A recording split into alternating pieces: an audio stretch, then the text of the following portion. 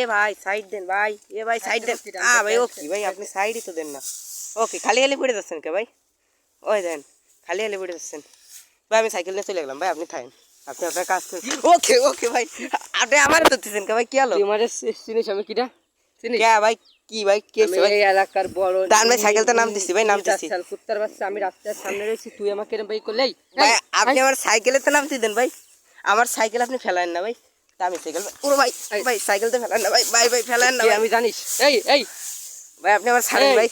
এর ধৈর্য আসছো কোথায় নিয়ে আসবো ভাই, এরম না ভাই।